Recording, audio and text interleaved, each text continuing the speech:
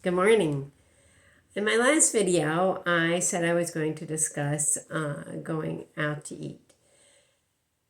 But I wanted to bring to your attention first something I did by mistake, and that was at the grocery store. I saw a new non-dairy creamer. I said, oh, I'll try it because I put non-dairy creamer in my coffee. And the next morning, I went to use it, and before I poured it in, I happened to see on the side it says contains milk.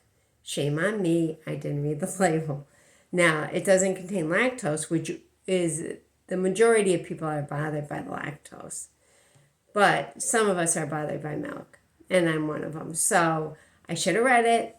So, like I said, read the labels, read the labels, read the labels. Anyway, about going out to eat. I used to love to go out to eat. My husband and I would go to the movie and then dinner. Great time, great night, great date night. Anyway, once the gluten and dairy got really bad, it wasn't so great. The restaurants, a lot of them are now incorporating gluten. Some restaurants are really generous in trying to accommodate my problems. Not that they, my husband always says, have a seat to the waitress while she explains to you everything she can't eat. I feel like I should wear a stamp on my head, gluten and dairy intolerant, so they would know. But as far as the gluten, they still have a long way to go. And the dairy. Gluten and dairy together, not great, but they try. They really try to accommodate. But the problem is I'm left with the choices of chicken, with nothing on it really, fish, which thank God I love, and a hamburger. Usually no roll because a lot of places don't have gluten free rolls. So I'm sitting at the table out to eat with friends, and I don't blame them. I'd be eating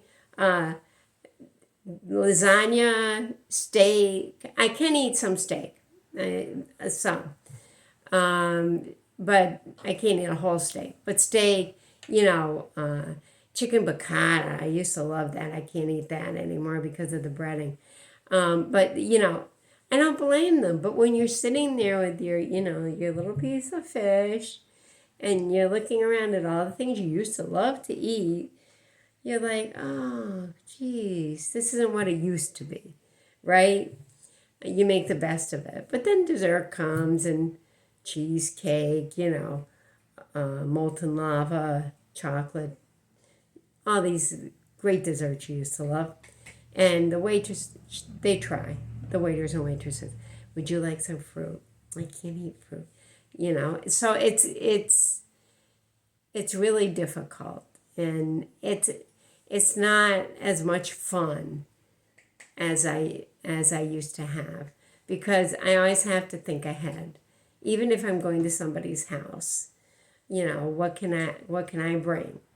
My family is wonderful. They make gluten and dairy free dishes for me. They think about it if I'm coming over to eat there, and I can't thank them enough.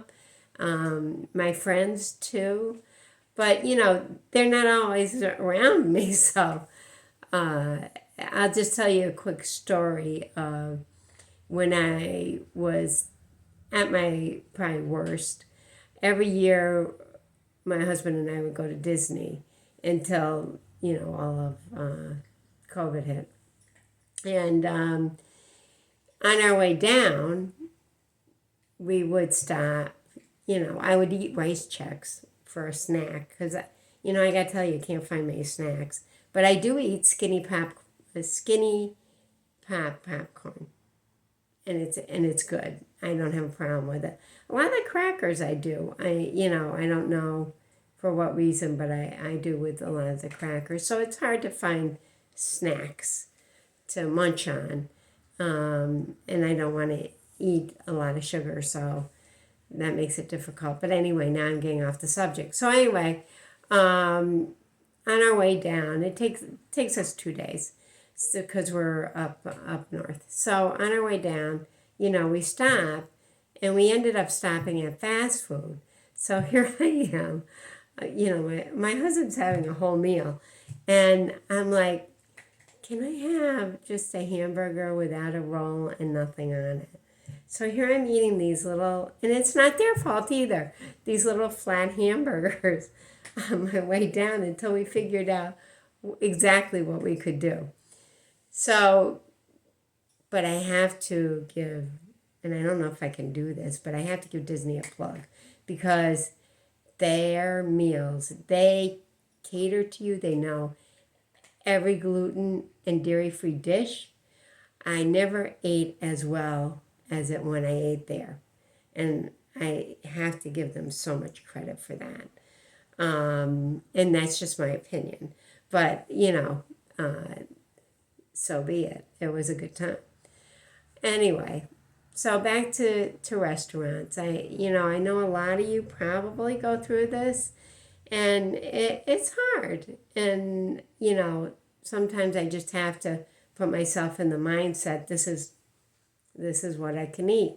I'm only praying that, as we go on, restaurants start to cater more to gluten and dairy intolerant people. And even my grandniece has a horrible allergy to peanuts.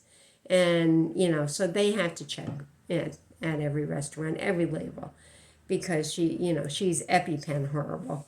So I have to say it's a challenge.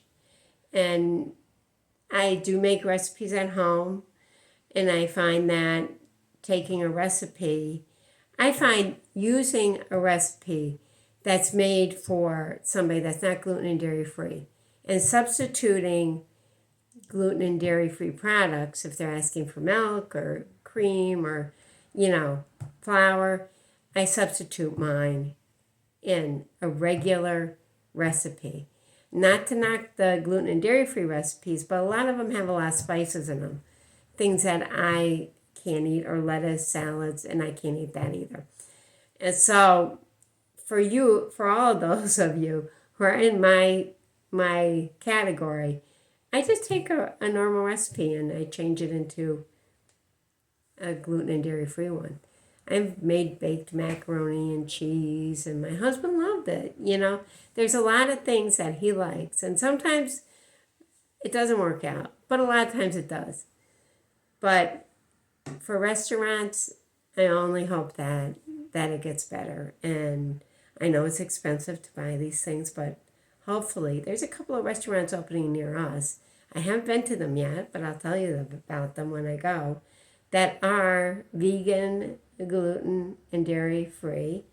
And I think that that's great, because I think the more it becomes accepted as a norm for a lot of people, and a lot of people are going to gluten and dairy free just so they're healthier.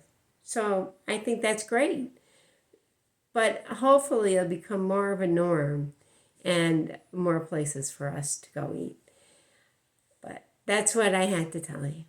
And, as always, please leave comments. I am going to start a blog, and I'll let you know about that. So leave your comments, and I look forward to doing another video, which should be soon. And I'll see you then.